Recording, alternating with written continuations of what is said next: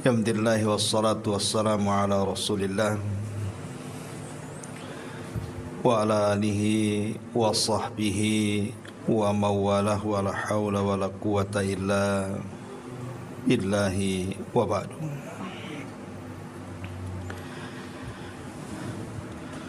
Alhamdulillah, di malam ini kita bisa melanjutkan kembali kajian tafsir surah Al-Mursalat, dan kita masuk pada ayat ke-29 dan seterusnya. A'udzubillahi minasyaitonir rajim. Bismillahirrahmanirrahim. Intaliqu ila ma kuntum bihi tukadzibun. Intaliqu ila dhillin dhi thalathi syu'ab la dhalili wa la yughni minal lahab innaha tarmi bisyararin kal kausar ka'annahu jimalatun sufr wailun yawma idzil mukadzibin. Hadza yaumu la yantiqun wa la yu'dhanu lahum faya'tadhirun. Wailu yawma idzil mukadzibin. Hadza yaumul fasli jama'nakum wal awwalin. Fa in kana lakum kaidun fakidun. Wailun yawma idzil mukadzibin.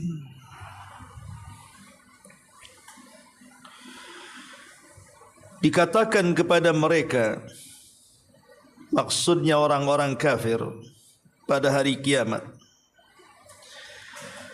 pergilah kamu mendapatkan azab yang dahulunya kamu dustakan. Pergilah kamu mendapatkan naungan yang mempunyai 3 cabang, yang tidak melindungi dan tidak pula menolak nyala api Jahannam. Sesungguhnya neraka itu melontarkan bunga api sebesar dan setinggi istana, seolah-olah ia iringan unta yang kuning. Kecelakaan yang besar pada hari itu bagi para pendusta. Ini adalah hari yang mereka tidak dapat bicara dan tidak diizinkan kepada mereka meminta uzur sehingga mereka dapat uzur. Kecelakaan yang besarlah pada hari itu bagi para pendusta. Ini adalah hari keputusan. Pada hari ini kami mengumpulkan kamu dan orang-orang terdahulu. Jika kamu mempunyai tipu daya, maka lakukanlah tipu dayamu terhadapku. Maka kecelakaan yang besarlah pada hari ini bagi orang-orang yang berdusta. Baik, ma'asyiral muslimin wal muslimat rahimakumullah.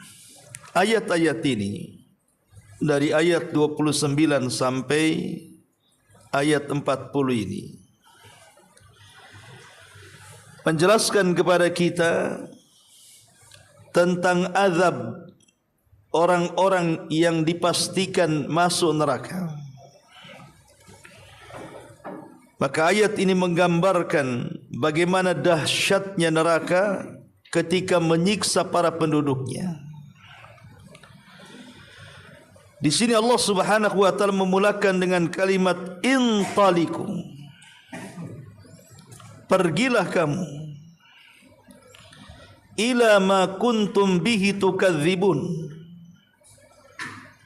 Kamu akan mendapatkan azab yang dahulunya kamu mendustakan azab itu. Jadi orang-orang yang saat di dunia mereka mendustakan nikmat-nikmat Allah Subhanahu wa taala. Dan nikmat Allah Subhanahu wa taala banyak sekali. Di antaranya bentuk pendustaan nikmat itu berpaling daripada Al-Quran. Karena Al-Quran itu adalah nikmat terbesar bagi kita. Ketika orang berpaling dari Al-Quran, artinya mendustakan Al-Quran, dan itu mendustakan nikmat. Atau berpaling dari jalan yang lurus, jalan Nabi SAW. Karena keberadaan Nabi SAW nikmat yang sangat besar. Tanpanya kita tidak mengenal Islam. Maka orang yang berpaling dari jalan Nabi SAW berarti orang itu mengingkari nikmat dan mendustakannya. Atau seseorang malas dalam melaksanakan ketaatan, padahal Allah Subhanahu wa taala menciptakan kita itu untuk ibadah. Makanya dengan itu Allah Subhanahu wa taala menciptakan kita, memberikan rizki kita, makan, minum, kendaraan, tempat tinggal dan yang semacamnya. Itu semua supaya kita bisa beribadah. Ketika kita malas untuk melaksanakan ibadah dan ketaatan, artinya kita telah mendustakan nikmat. Atau orang yang memalingkan nikmat yang Allah anugerahkan kepada kita tidak sesuai dengan zat yang memberikannya. Kita diberi harta malah digunakan untuk maksiat, bukan untuk memperjuangkan agama Allah Subhanahu wa taala. Maka ini juga bagian daripada mendustakan nikmat. Atau tidak mengakui bahwa nikmat itu datang dari Allah. Seperti Qarun mengatakan, innama utituhu min ilmin indi. Sesungguhnya kekayaan ini kudapati karena kecerdasanku. Dia tidak mau menasabkan nikmat itu datang dari Allah Subhanahu wa taala. Dan macam-macam, termasuk juga kalimat dusta dalam ayat ini bukan hanya sekedar mendustakan nikmat Allah, tapi juga mendustakan apa yang terjadi setelah kematian. Dia dustakan tidak ada hari kebangkitan setelah kematian. Dia dustakan tidak ada hisab, tidak ada balasan. Mati ya mati. Waktulah yang kemudian menghancurkan seseorang dan juga membangkitkan seseorang. Maka orang-orang yang mendustakan adanya hari kiamat, Allah Subhanahu wa taala katakan, intaliqu ila ma kuntum bihi tukadzibun. Pergilah kamu, kalian akan mendapatkan azab yang dahulu azab ini kalian dustakan. Itu namanya al-jaza min jinsil amal. Balasan itu disesuaikan dengan amalannya. Kemudian Allah mengatakan, intaliqu ila dhillin dhi thalathi syu'ab. Intaliqu ila dhillin dhi thalathi syu'ab.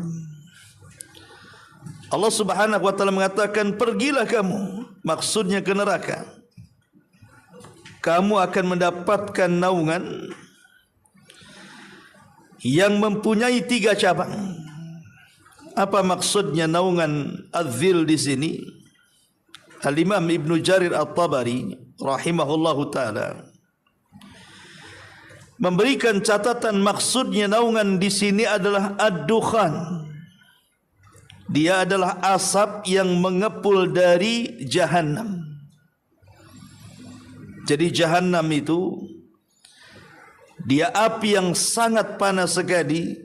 Api dunia saja hanya 1 bagian daripada 70 bagian panasnya Jahannam. Antum kalau bakar sampah, biasanya ada asap yang mengepul dari atas bara ke atas, berwarna hitam kan itu.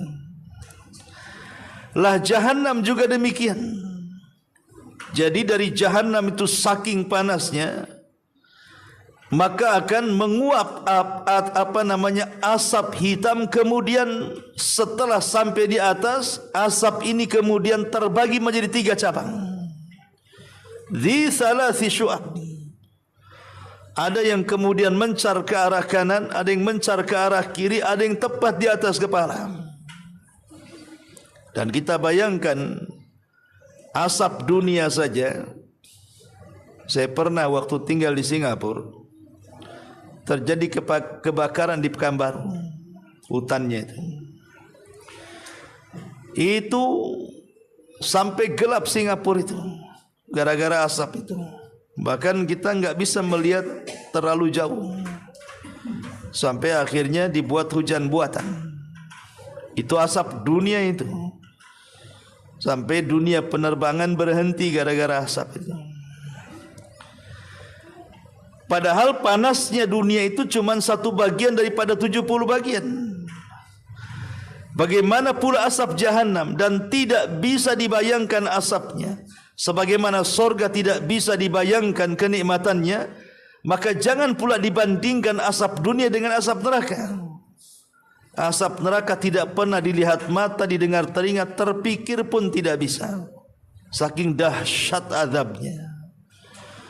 Jadi asap itu mengepul di atas, kemudian menjadi dzi salasi syu'ab, menjadi 3 cabang. Samalah di dunia juga, kalau asap terbang, tidak mungkin asap itu akan mengepul di satu titik. Pasti kalau sudah di atas dia akan menyebar. Kurang lebih seperti itu. Ya. Makanya Allah mengatakan dzi salasi syu'ab. Al-Imam Asy-Syaukani rahimahullahu taala, beliau mengatakan bahwa naungan ini, maksudnya asap Jahannam ini, dia adalah asap yang muncul dari dasar Jahannam, kemudian terpencar menjadi 3 bagian. Kemudian asap itu akan mengepung penduduk neraka. Jangankan asap neraka, nanti pada hari kiamat, salah satu dari tanda-tanda kiamat besar adalah dukhan, adanya asap di langit.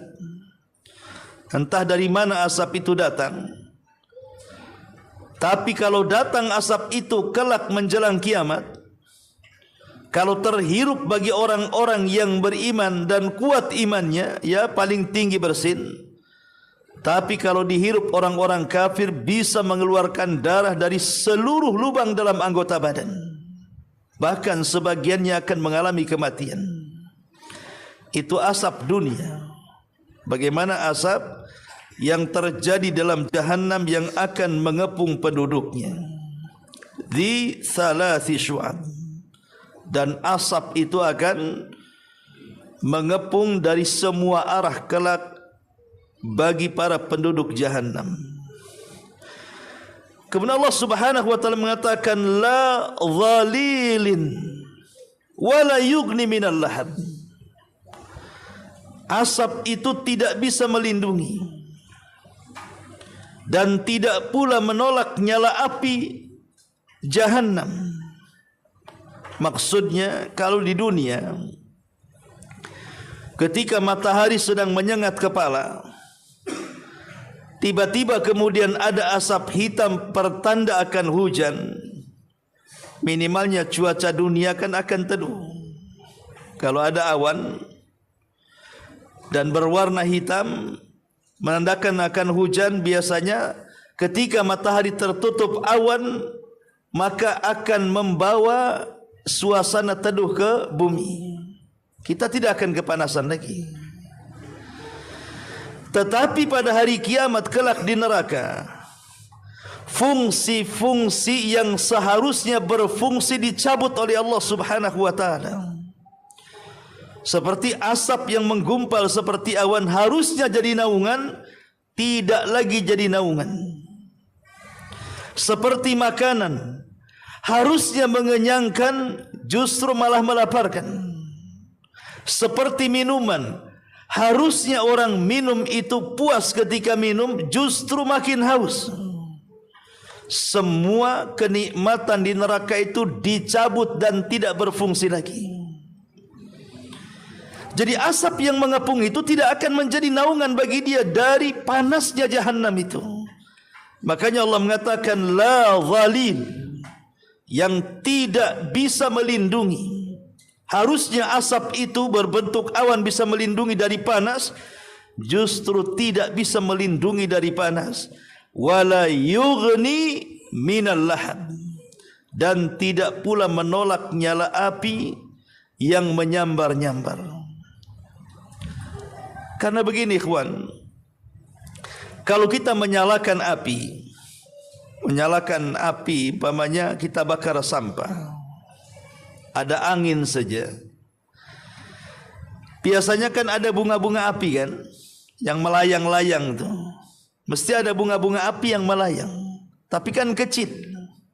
Ya. Tapi bunga api dari neraka itu jangan samakan dengan bunga api kalau ada kebakaran. Kalau ada kebakaran rumah, gedung, kan banyak bunga apinya tuh, tapi kan kecil-kecil. Ya. Neraka itu bunga apinya, Allah Subhanahu wa taala mengatakan innaha tarmi bi syararin kal kautsar. Lihat bagaimana Allah mengatakan sesungguhnya neraka itu melontarkan bunga-bunga api bisyararin kal kautsar. Bisyarar artinya bunga-bunga api yang terlontar ke atas itu kal kautsar, setinggi atau sebesar istana. Lihatlah gedung kepresidenan lah di negeri kita itu, kan besar itu istana tuh. Lah bunga apinya seperti itu, yang keluar dari jahanam itu. Rumah kebakaran saja walaupun bunga api kecil, itu bisa melahap di sekitarnya ikhwan. Kalau seandainya bunga-bunga api ini terbang, kemudian dihempas angin dan terkena gedung sebelahnya, itu bisa terbakar itu gedung tuh. Padahal hanya terkena bunga apinya saja yang terbang kemana-mana tuh. Bagaimana pula kemudian bunga apinya sekali keluar dari jahanam itu seperti istana, bentuknya besar sekali. Siapa yang selamat dari bunga api itu coba? Belum lagi atas dikepung dengan asap, kemudian bunga api keluar dari jahanam. Cemana orang bisa selamat? Naudzubillah. Kemudian Allah mengatakan ka'annahu jimalatun sufar. Kalimat jimal ada 3 bacaan yang dibaca Nabi. Terkadang Nabi SAW membaca ka'annahu jimalatun sufar. Terkadang Nabi membacakan ka'annahu jimalatun sufar. Dan Nabi juga terkadang membaca ka'annahu jumalatun sufar. 3 bacaan ini semua dibaca Nabi. Di sini Allah mengatakan ka'annahu jimalatun sufar, seolah-olah ia iringan unta yang kuning. Orang Arab kalau menyebut unta hitam itu dibilangnya unta kuning. Bukan buta warna, tidak. Tetapi memang begitu bahasa Arabnya. Kalau unta yang hitam mereka mengatakan jimal as-sufar. Padahal warna hitam tuh. Ya. Di dunia itu sifat api ikhwan. Kalau antum bakar api pasti akan terang. Kalau kita ini bakar api, umpamanya ada gedung kebakar, kan terang di sekitarnya. Itu sifat api, kalau membakar kan membawa terang di sekitarnya. Tapi api jahanam itu tidak akan membawa terang. Api jahanam itu tidak membawa terang di sekelilingnya. Justru api itu justru membawa kegelapan. Karena warna api jahanam itu gelap dan tidak menerangi di sekelilingnya. Beda dengan sifat api dunia. Makanya Allah Subhanahu wa taala mengatakan ka'annahu jimalatun sufar. Ayat 32 menjelaskan tentang besarnya api, tapi ayat 33 bicara tentang warna api. Satu bicara tentang besarnya, satu bicara tentang warnanya.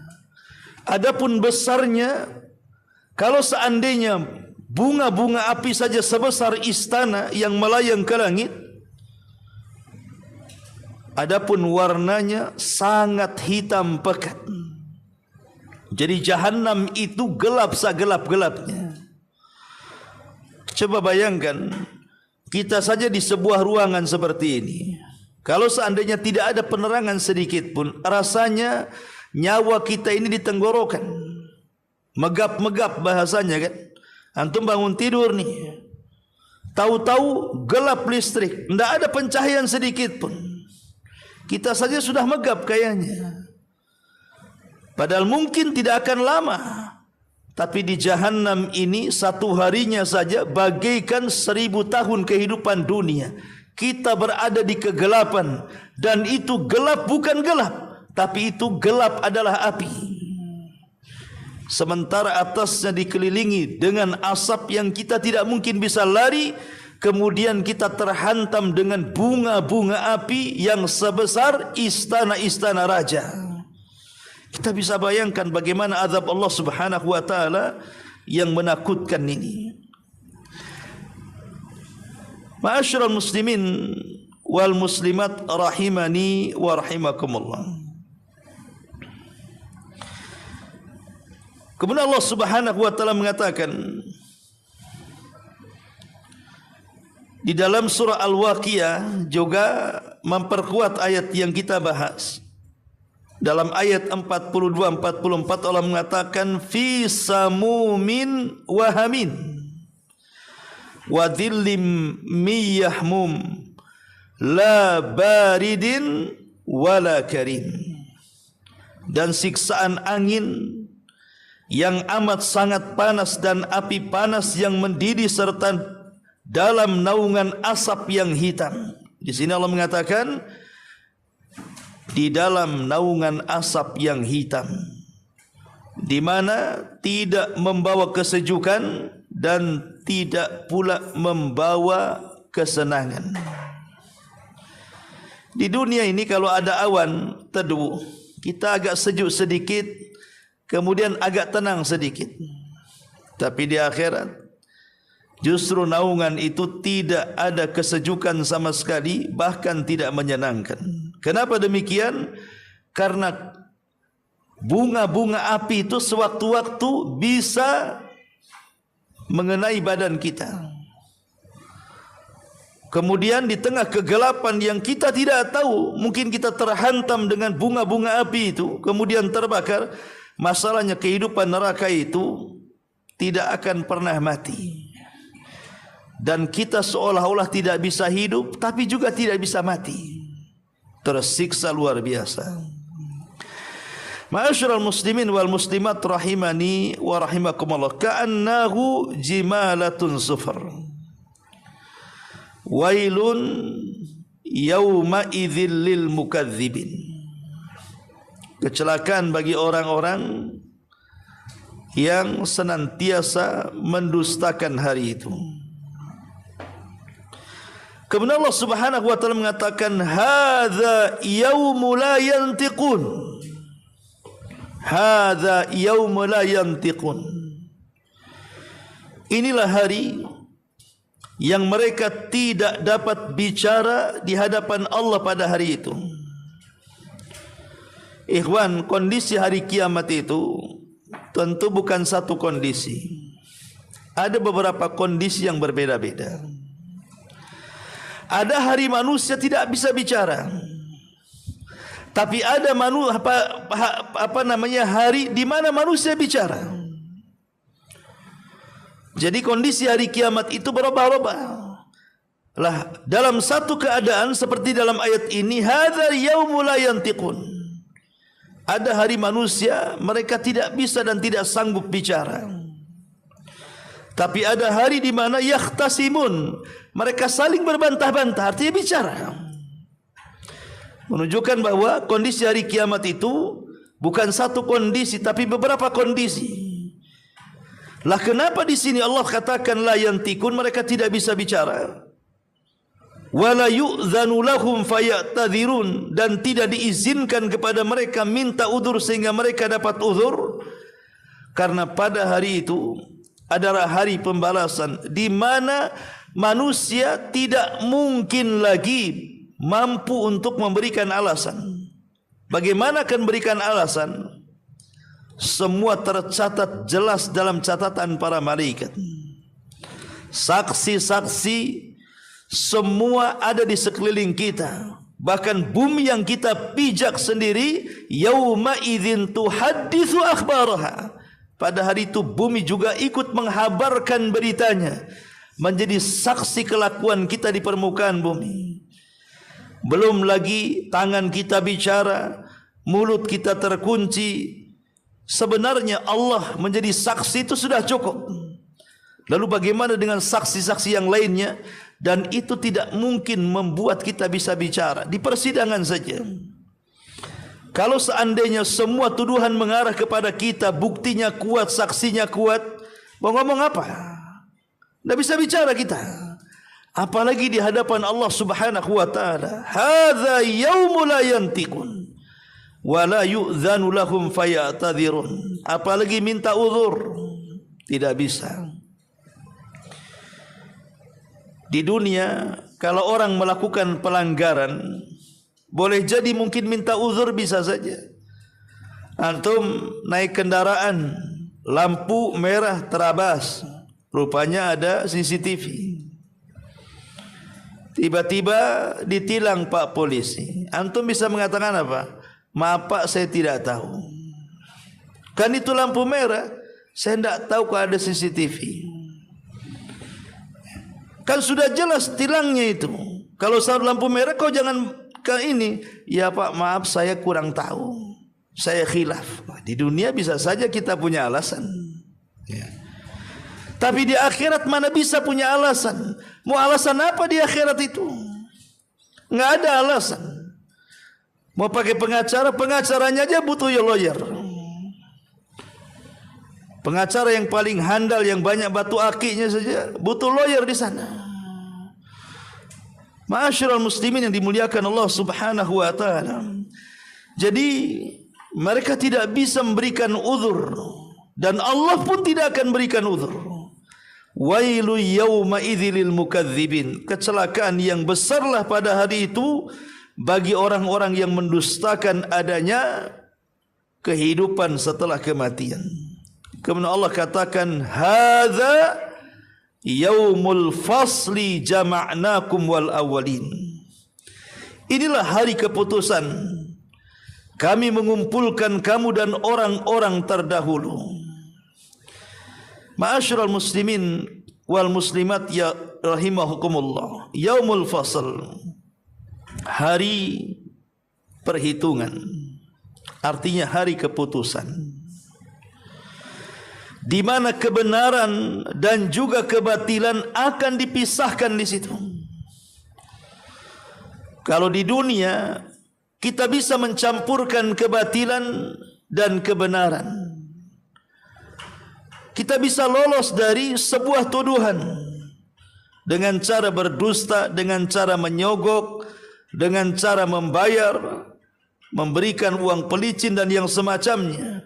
Tapi di akhirat ketika hari keputusan itu datang, maka tidak bisa lagi kita berbuat apa-apa, karena kebenaran dan kebatilan akan dipisahkan secara terang dan tegas. Dan pada hari itu Allah Subhanahu wa taala akan kumpulkan semua manusia, dari mulai Adam sampai makhluk yang terakhir mati karena sangkakala Israfil. Dan pada hari itu hari pembalasan, di mana tidak ada amalan kecil, baik amalan itu buruk ataupun besar, baik kebaikan itu kecil ataupun besar, semua akan dibalas di hadapan Allah Subhanahu wa taala. Hadza yaumul fasl. Itulah hari pembalasan. Apa yang dibalas? Terkadang Nabi SAW mengatakan, awal ma yuqda bainan nas ad-dima. Hari keputusan pengadilan Allah yang pertama akan dibahas dan diadili adalah persoalan darah. Persoalan bunuh-membunuh. Inilah pertama yang akan diadili. Adapun pertama yang akan dihisab adalah salat. Tapi yang pertama diadili tentang dosa manusia adalah soal urusan darah, soal pembunuhan. Makanya kata Abdullah ibn Abbas radhiyallahu anhuma, kelak orang-orang yang dibunuh semuanya menghadap Allah tanpa kepala. Walaupun ketika di dunia dibunuh kepalanya masih utuh. Tapi kelak orang-orang yang pernah dibunuh, entah dibunuhnya diracun, digantung, didorong, ditikam, ditonjok dan yang semacamnya, kelak semua korban pembunuhan datang menghadap Allah tanpa kepala. Di mana kepalanya? Kepalanya dipegang oleh tangan kanannya dan penuh dengan darah yang mengucur di lehernya. Kemudian tangan kirinya menyeret orang yang membunuhnya.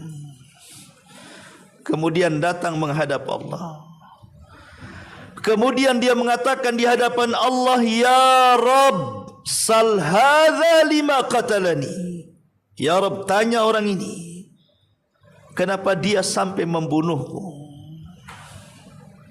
Tanya orang ini, kenapa dia sampai membunuhku? Terjadi kisah di sini. Dan sekarang persoalan darah ini, subhanallah, darah hari ini seolah-olah murah sekali. Hari-hari kita mendengar pembunuhan dengan berbagai macam sebab dan alasan. Terkadang alasannya itu kadang-kadang masalah-masalah remeh yang tidak harus melakukan pembunuhan sebenarnya, tapi terjadi pembunuhan. Persis seperti sabda Nabi SAW, al-qatil la yadri fima qatal wal maqtulu la yadri fima qutil. Orang yang membunuh sampai bingung kenapa dia bisa membunuh, orang yang dibunuh makin bingung kenapa dia bisa dibunuh. Karena alasannya enggak jelas masalahnya. Dan nanti pada hari kiamat, inilah yang pertama kali akan diadili fi yaumil fasl, di hari keputusan Allah Subhanahu wa taala. Kemudian yang kedua yang akan diadili adalah fil a'rad, pada kehormatan manusia. Boleh jadi kehormatan seseorang dirobek dengan cara dihina, dimaki, direndahkan, digibah, dibuli, dicacati dengan lisannya dan begitu seterusnya. Kehormatan ini akan menjadi tuntutan Allah Subhanahu wa taala.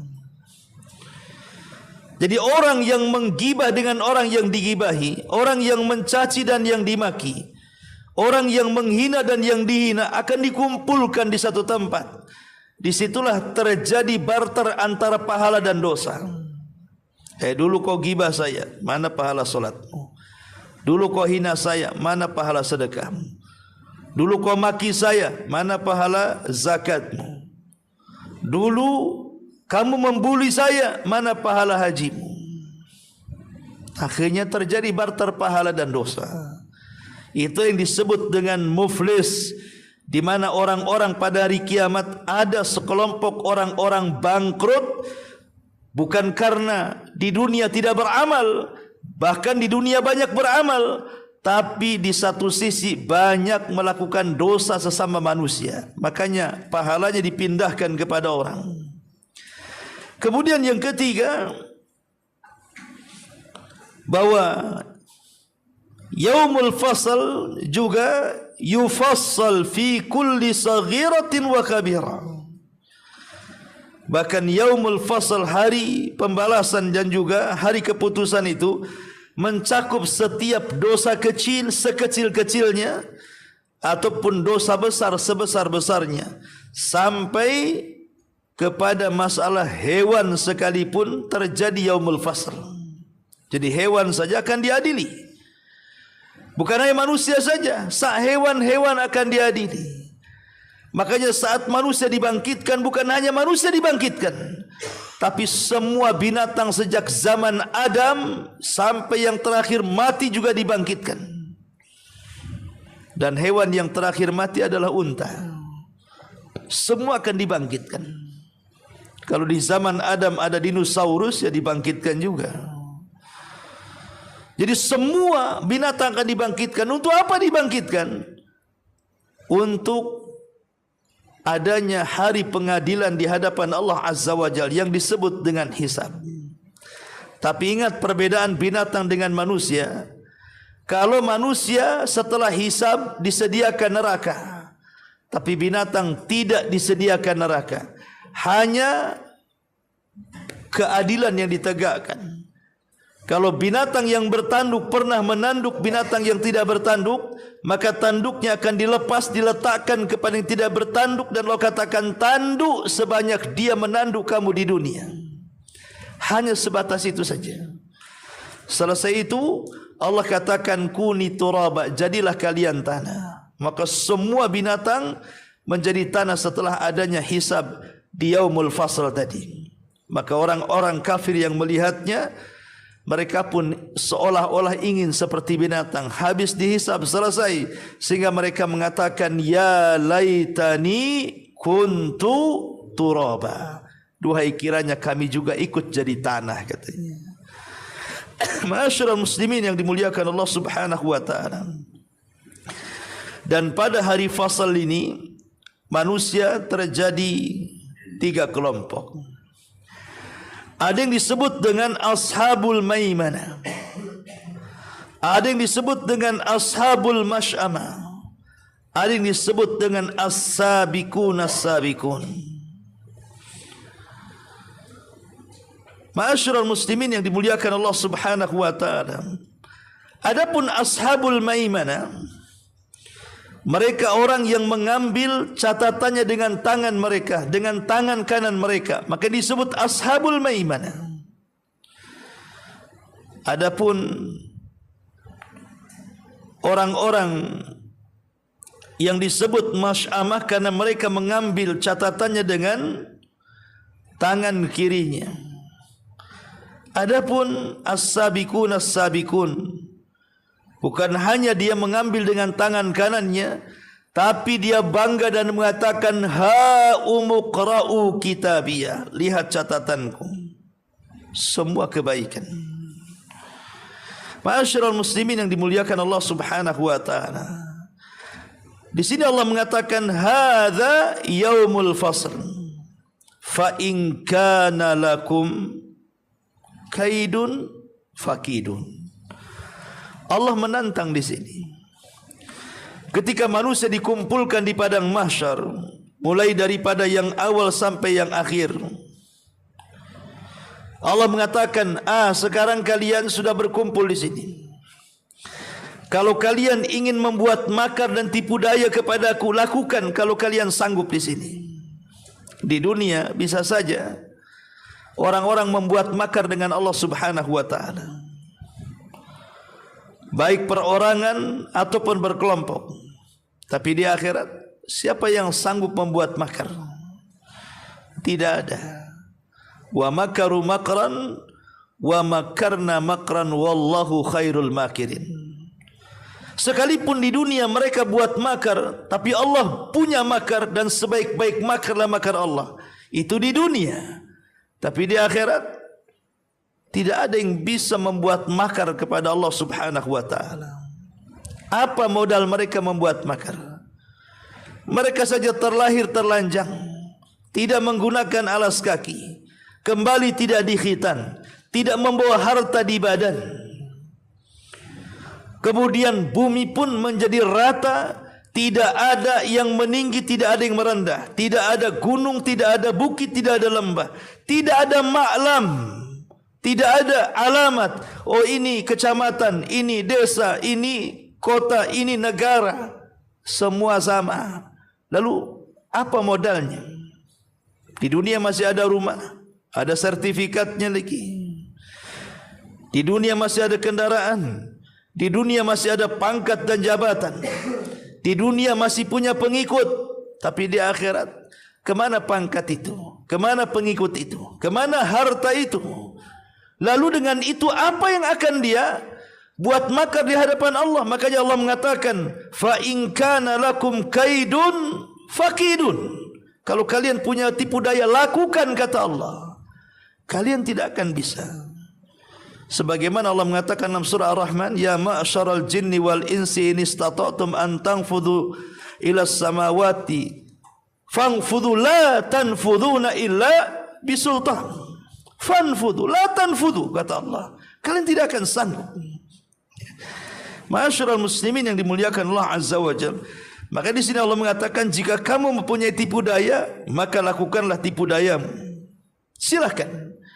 Kalian tidak akan sanggup. Wailun yauma idzil mukadzibin. Kecelakaan yang besarlah pada hari itu bagi orang-orang yang mendustakan. Wallahu alam, sekira sampai ayat ke-40 saja. Baik, sampai di sini. Mudah-mudahan manfaatnya. Subhanakallahumma bihamdika asyhadu an la ilaha illa anta astaghfiruka wa atubu ilaik. Allahu ta'ala alam. Assalamualaikum warahmatullahi wabarakatuh.